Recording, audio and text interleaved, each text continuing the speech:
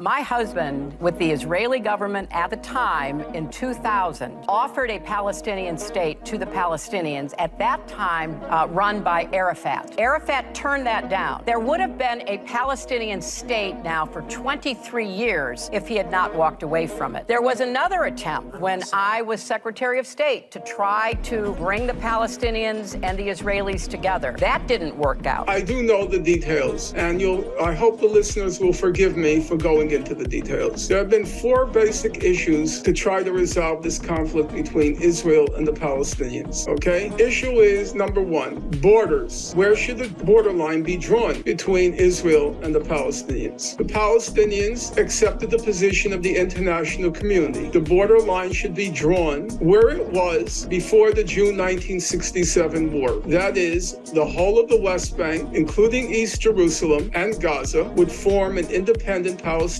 state alongside Israel. The Palestinians accepted the position of the international community. All the legal bodies in the world, the International Court of Justice, political bodies, the UN General Assembly, everybody accepted the border should be what's called the pre-June 1967 border, or the whole of the West Bank, including East Jerusalem and Gaza, would be the Palestinian state side by side with Israel. Israel rejected that position. Israel wanted a part of the West Bank. In its last offer, it wanted approximately 8% of the West Bank. So it rejected the international community's position. Number two, under international law, East Jerusalem belonged to the Palestinian state because under international law, it's inadmissible to acquire territory by war. Israel acquired the East Jerusalem, the West Bank, and Gaza in the course of the 1967 war. It had no legal title to East Jerusalem, the West Bank, and Gaza. Israel rejected that position of the international community. It said it wanted parts of East Jerusalem. Number three, there's the question of the settlements that Israel has built in the occupied Palestinian territories. Approximately now 700,000 settlers, illegal settlers under international law in the West Bank. All of those settlers are illegally in the West Bank. Right now, as we speak, engaging in a low level, at this point, ethnic cleansing in the West Bank. Israel wanted to keep under its sovereignty approximately 80% of those settlers. And finally, there's the question of the Palestinian refugees, their descendants, since 1948. Israel said that it would not allow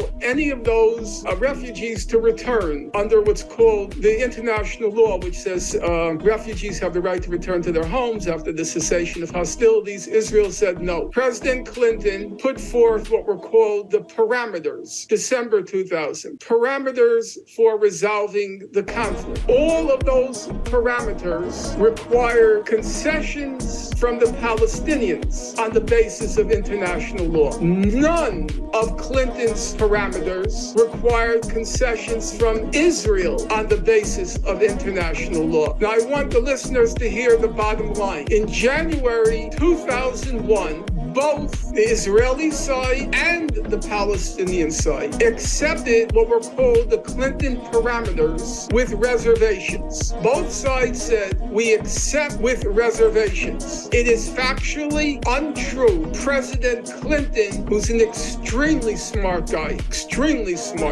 with a voracious intellectual appetite, he's unfortunately also an exceptional liar. And in his memoir, which I read, he simply lied about what happened to his parameters that he put forth in December 2000.